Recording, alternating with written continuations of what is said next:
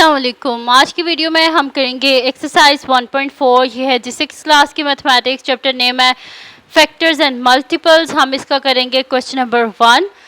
तो और इसके जो पिछली एक्सरसाइजेज हैं 1.1, 1.2 और 1.3 वो पहले करवा चुकी हूँ। उसका लिंक मैं डिस्क्रिप्शन में दे दिया, वहाँ से देख लीजिएगा। और अगर अभी तक आपने मेरा चैनल सब्सक्राइब नहीं किया तो उसको सब्सक्राइब कर दीजिए और बेल आइकन को लाजमी प्रेस कर दीजिएगा ताकि आपको न्यू आने वाली वीडियोस के बारे में पता चल सके। क्वेश्चन नंबर 1 हमारे पास है, find LCM of each set of numbers using prime factorisation method. हमने क्या फाइंड आउट करना है? हमने एलसीएम फाइंड आउट करना है। किस तरह? प्राइम फैक्टराइजेशन मेथड को यूज़ करके हमने क्या फाइंड आउट करना है? हमने एलसीएम को फाइंड आउट करना है। अब सबसे पहले तो हमें पता होना चाहिए कि एलसीएम क्या होता है। पिछले जो हमारे पास एक्सरसाइजेस थे उसमें हम क्या फाइंड आउट करते रहे हैं? हम फाइंड आउट करते रहे हैं एचसीएफ। ठीक है, तो अब हमने क्या फाइंड आउट करना है? अब हमने फाइंड आउट करना है एलसीएम फाइंड आउट करना है। ठीक है, तो यहाँ पर हम क्या करेंगे कि एलसीएम फाइंड आउट करना है। सबसे पहले तो हमें पता होना चाहिए कि एलसीएम होता क्या है। ठीक है, तो एलसीएम जो है, एल से होता है हमारे पास लीस्ट, सी से कॉमन और एम से मल्टीपल, लीस्ट कॉमन मल्टीपल। और ये इक्वल किसके होता है? ये हमारे पास इक्वल होता है प्रोडक्ट ऑफ कॉमन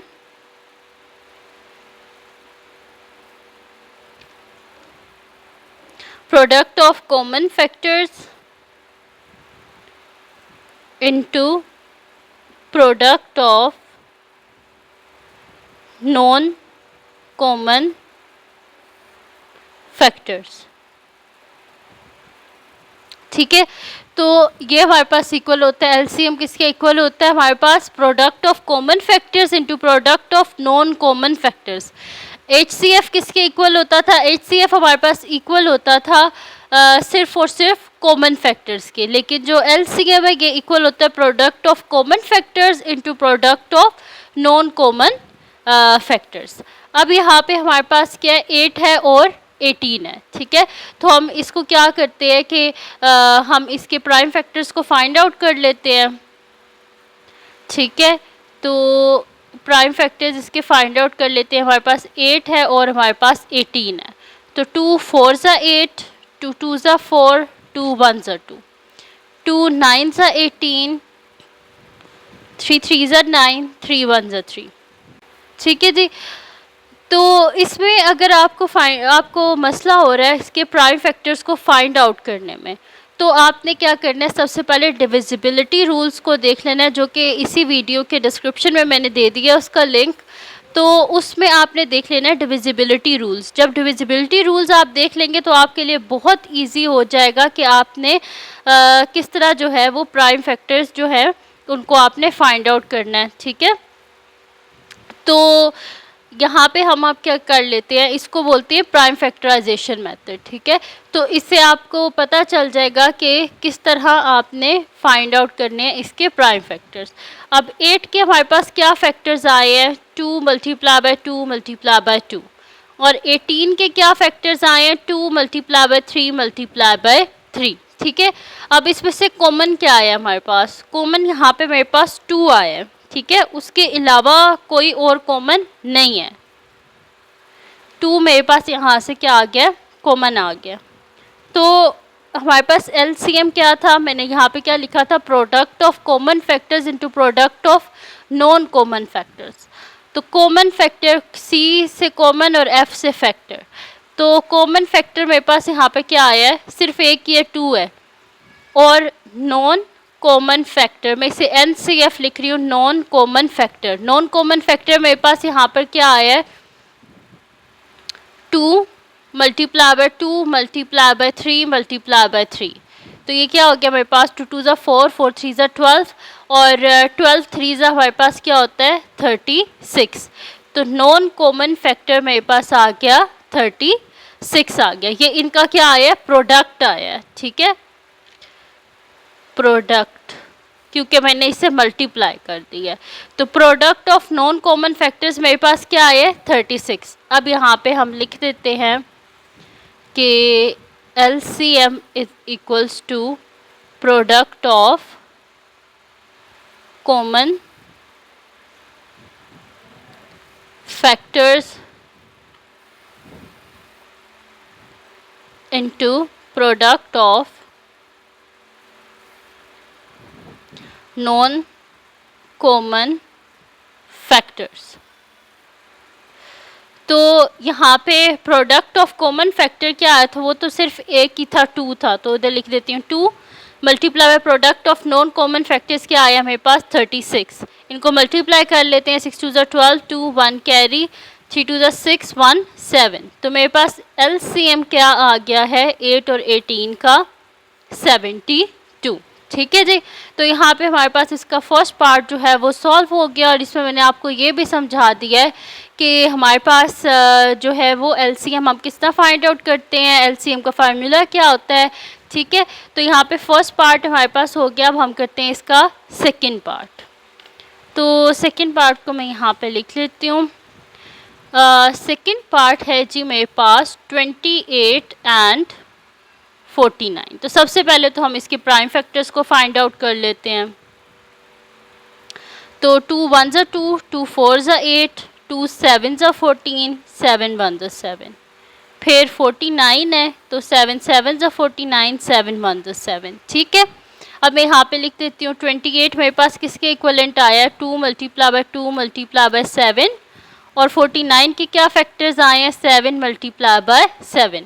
अब इसमें से कॉमन क्या आया हमारे पास, कॉमन आया हमारे पास ये 7। तो मैं यहाँ पे लिख देती हूँ कि कॉमन फैक्टर्स क्या आया मेरे पास 7, और नॉन कॉमन फैक्टर्स क्या आए हैं मेरे पास 2 मल्टीप्लाई बाय 2 मल्टीप्लाई बाय 7। अब इनका प्रोडक्ट फाइंड आउट कर लेते हैं। तो product of non common factors, तो वो मेरे पास क्या आया 2 2 ज़ा 4, 7 4 ज़ा 28। तो product of non common factors मेरे पास क्या आ गया 28। अब हम क्या कर लेते हैं, हम LCM फाइंड आउट कर लेते हैं। तो LCM हमारे पास क्या था product of common factors into, common की जगह मैं C लिख रही हूँ और फैक्टर की जगह F, और प्रोडक्ट ऑफ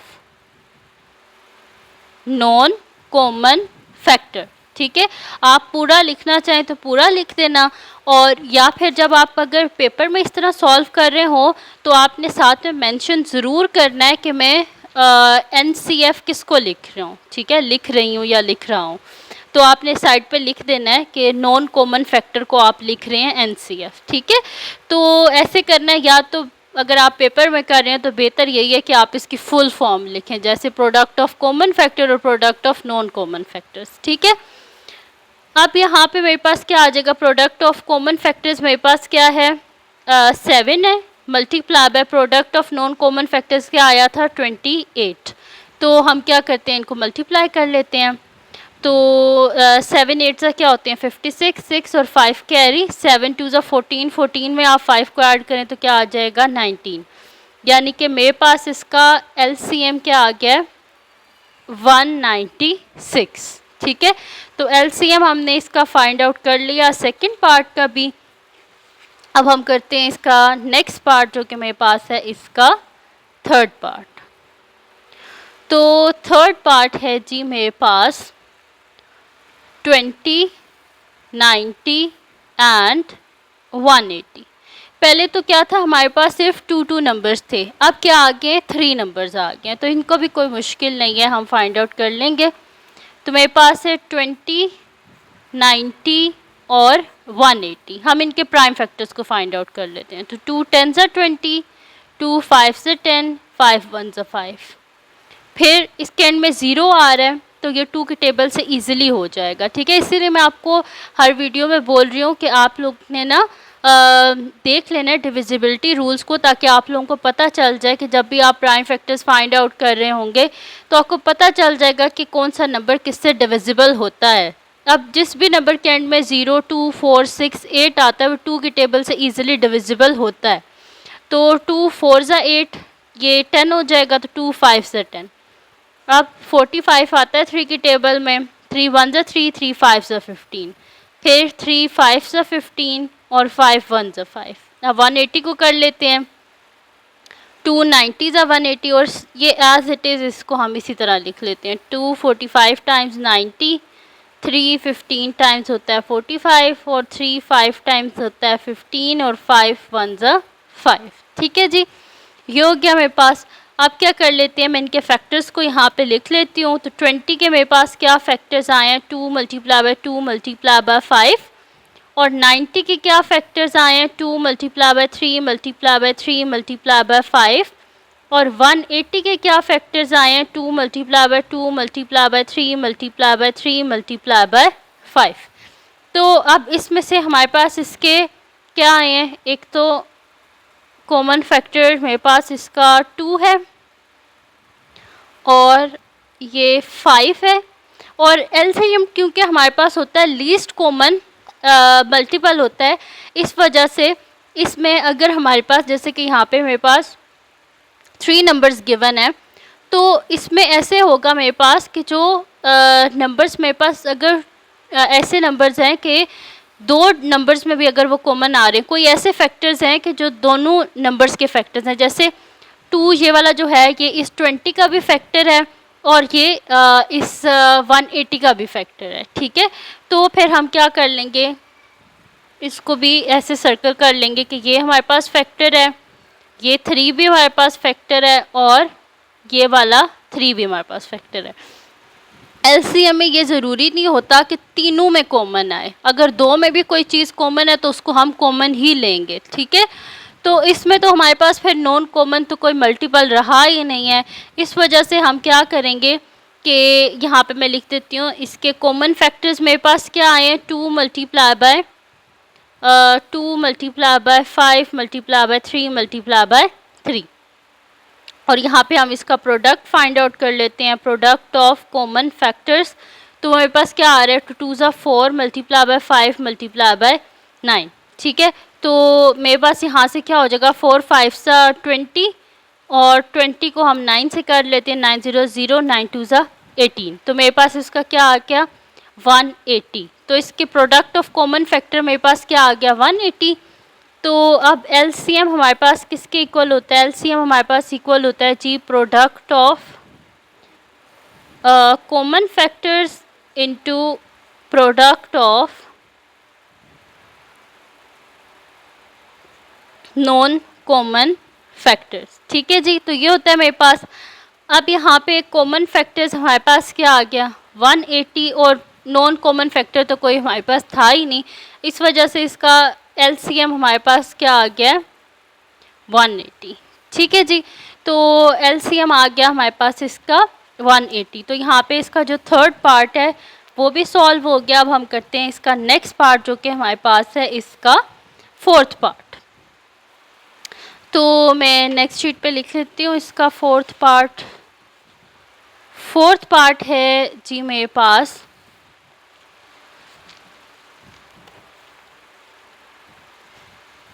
फोर्थ पार्ट है 25, 35 एंड 45।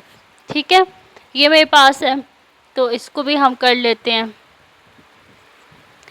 तो 25 है, तो 5 5 से 25, और 5 1 से 5। ठीक है, फिर मेरे पास है 35, तो 5 7 से 35, 7 1 से 7। फिर हमने फाइंड आउट करना है 45 को, तो मेरे पास आ जाएगा, ये 3 से हो जाता है, 3 1 से 3, 3 5 से 15, फिर 3 5 से 15, और फिर 5 1 से 5। ठीक है, तो मैंने इसके प्राइम फैक्टर्स को फाइंड आउट कर लिया है।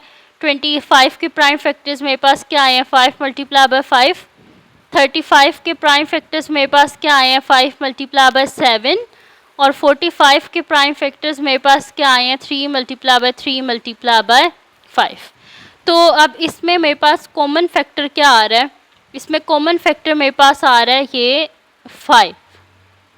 ठीक है, तो फिर मैं यहाँ पे लिख लेती हूँ कि कॉमन फैक्टर मेरे पास क्या आ गया, 5।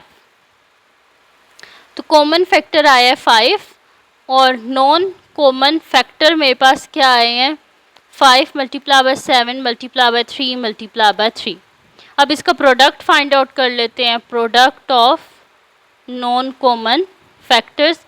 तो 5 7 से क्या हो जाएगा हमारे पास 35 मल्टीप्लाई बाय 3 3 ज़ा 9। तो इसको मल्टीप्लाई कर लेते हैं, 5 9 ज़ा 45, 5 4 कैरी, 9 3 ज़ा 27, 27 में जब 4 करेंगे तो मेरे पास आ जाएगा 315।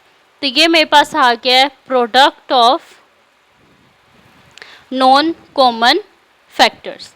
अब हमने एलसीएम फाइंड आउट करना है। तो एलसीएम हमारे पास क्या होता है, product of common factors into product of non common factors. आपने पूरा इसको लिखना है, ठीक है, नॉन कॉमन फैक्टर्स। तो प्रोडक्ट ऑफ कॉमन फैक्टर्स मेरे पास क्या आया था, 5 मल्टीप्लाई बाय 315। तो इसको हम मल्टीप्लाई कर लेते हैं। तो ये मेरे पास क्या आ जाएगा, 5 5 से क्या होता है 25, 5 2 कैरी, 5 1 5 6 7, 5 3 15। तो मेरे पास इसका एलसीएम जो आया है वो आया है 1575, ठीक है। तो ये मेरे पास यहाँ पे इसका जो फोर्थ पार्ट है वो भी सॉल्व हो गया है। तो ये आप देख लें, इजी से क्वेश्चंस हैं, जस्ट आपने कॉन्सेप्ट को समझना है। आपने सबसे पहले इसके प्राइम फैक्टर्स फाइंड आउट करने हैं। जब आपके पास प्राइम फैक्टर्स आ जाएंगे फिर उसके बाद आपने क्या करना है, प्राइम फैक्टर्स को फाइंड आउट करने के बाद आपने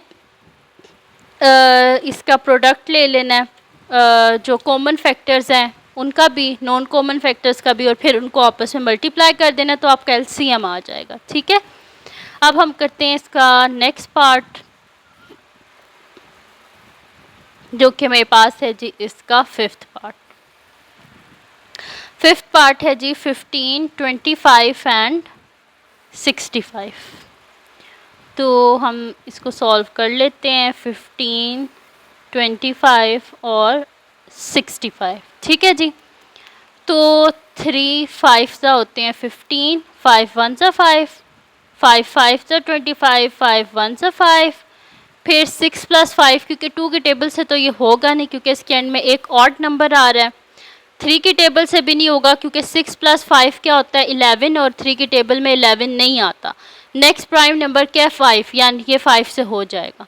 तो 5 1 सा 5, 15 हो गया, 3 5 सा 15, 5 3 सा 15, यहाँ पे मेरे पास 3 आएगा, ठीक है।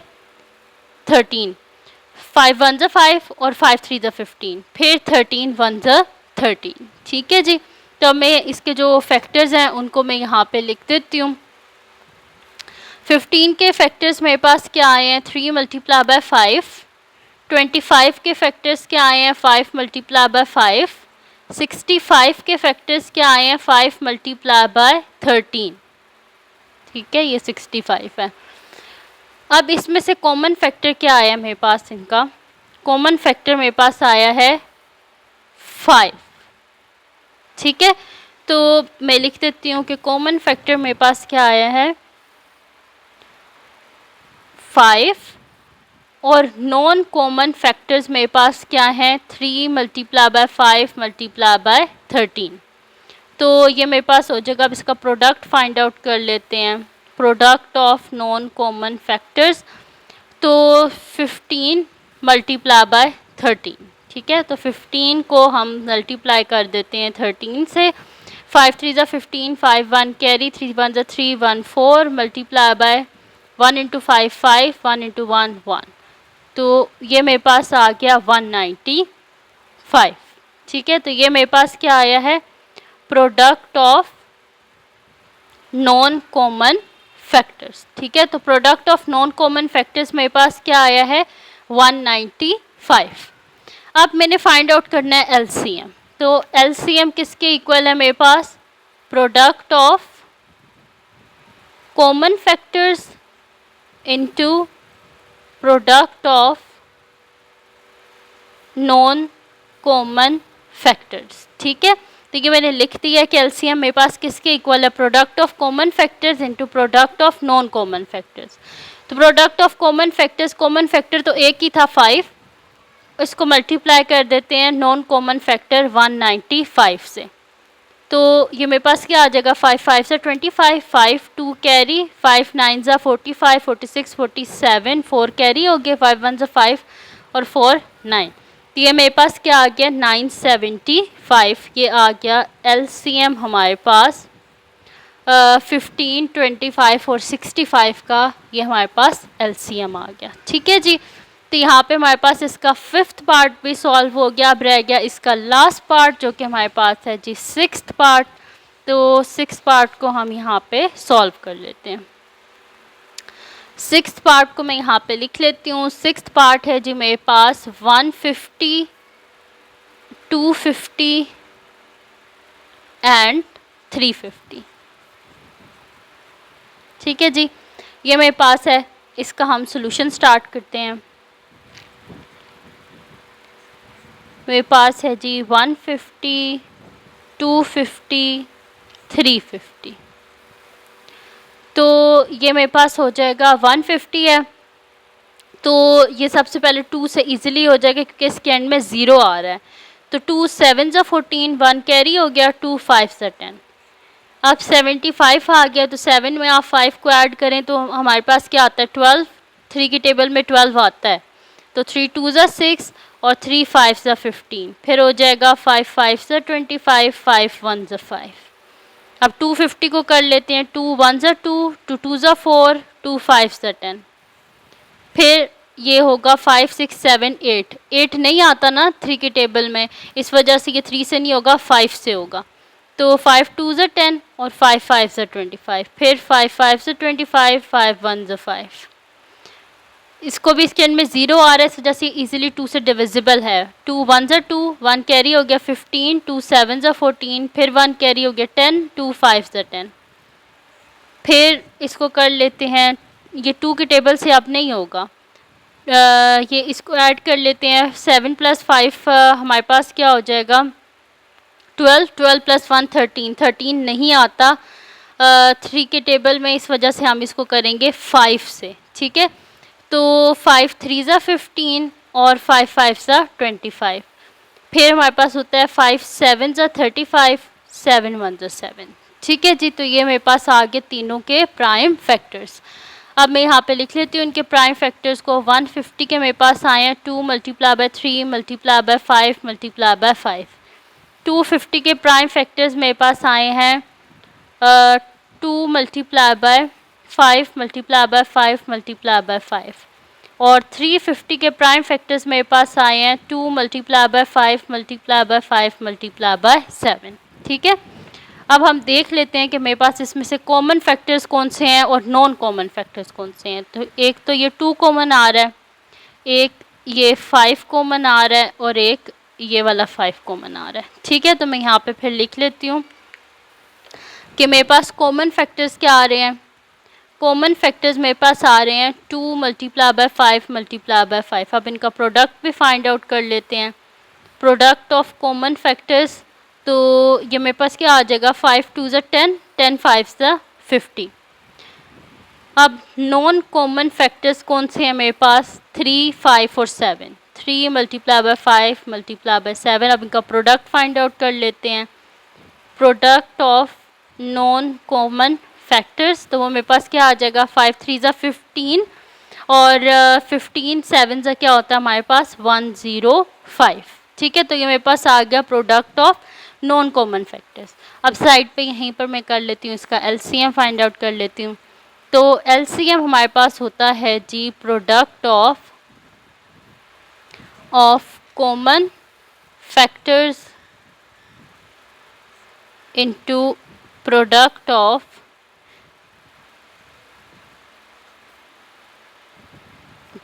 Of non common factors. ठीक है, आपने पूरा लिखना है, पेपर में हो होमवर्क हो, आपने क्या करना है पूरा लिखना है।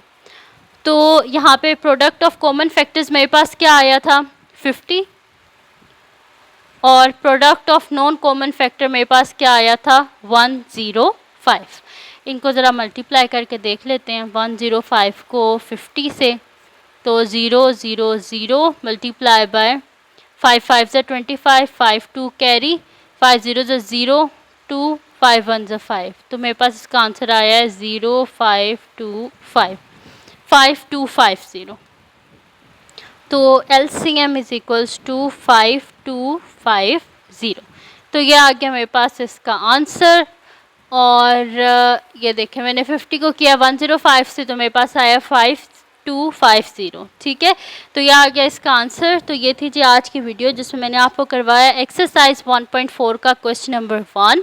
तो अगर ये वीडियो आपके लिए हेल्पफुल है तो उसको लाइक कीजिएगा, मेरे चैनल को सब्सक्राइब कीजिएगा और बेल आइकन को लाजमी प्रेस कर दीजिएगा ताकि आपको न्यू आने वाली वीडियोज़ के बारे में पता चल सके। और जो मेरा सेकंड चैनल है जिसके बीच मेरी कुकिंग की, क्राफ्ट्स की, रिडल्स की, ट्रैवलिंग की वीडियोज़ हैं, उसका लिंक भी डिस्क्रिप्शन में, उसको सब्सक्राइब कर दीजिएगा। और अपनी दुआओं में लाजमी याद रखिएगा। अल्लाह हाफ़िज़।